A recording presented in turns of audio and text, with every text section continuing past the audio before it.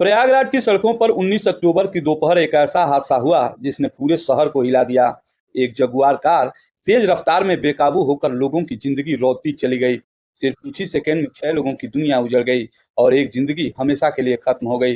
Car चला रहा था करोड़पति कारोबारी का बेटा रचित मध्यान, कामधेनु स्वीट जैसे बड़े प्रतिष्ठान का उत्तराधिकारी, एलएलबी की पढ़ाई कर चुका क्रिकेट टीम का कप्तान और एक प्रतिष्ठित डॉक्टर परिवार का दामाद। बाहर से देखो तो रॉयल लाइफ, लेकिन उस दिन की सच्चाई कुछ और थी।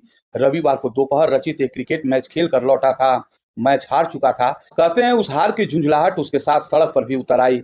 महज 20 मिनट बाद राजपुर इलाके में उसकी जगुआर 100 से ज्यादा स्पीड में दौड़ रही थी। पहले डिवाइडर पर चढ़ी, फिर दीयों की दुकान उड़ा दिया और उसके बाद सड़क पर खड़े निर्दोष लोगों को कुचलते हुए निकल गई। एक इलेक्ट्रीशियन प्रदीप पटेल की मौके पर ही मौत हो गई। उमेश, आयुष और कई लोग गंभीर रूप से घायल हो गए।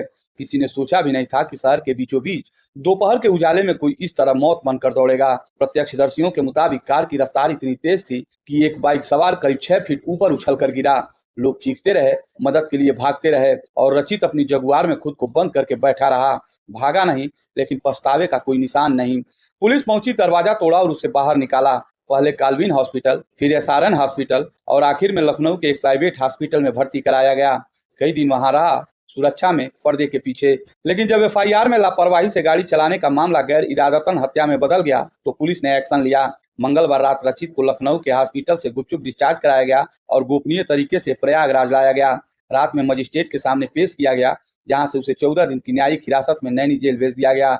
अब पुलिस के पास 2 सीसीटीवी फुटेज हैं जिनमें पूरी घटना कैद है। जगुआर की रफ्तार, दिशा और बेकाबू होते हुए पल सब कुछ साफ दिखाई देता है। यही फुटेज अब केस का सबसे अहम सबूत माने जा रहे हैं। रचित मध्यान एक ऐसा नाम जो अब अदालतों की दीवारों में गूंजेगा, जिसने कानून पढ़ा लेकिन शायद कानून को समझ नहीं पाया, जिसने क्रिकेट मैदान में कप्तानी सीखी पर जिंदगी में नियंत्रण खो दिया। एक पल की लापरवाही ने एक परिवार की सांसें छीन ली और खुद उसकी जिंदगी को सलाखों के पीछे पहुंचा दिया।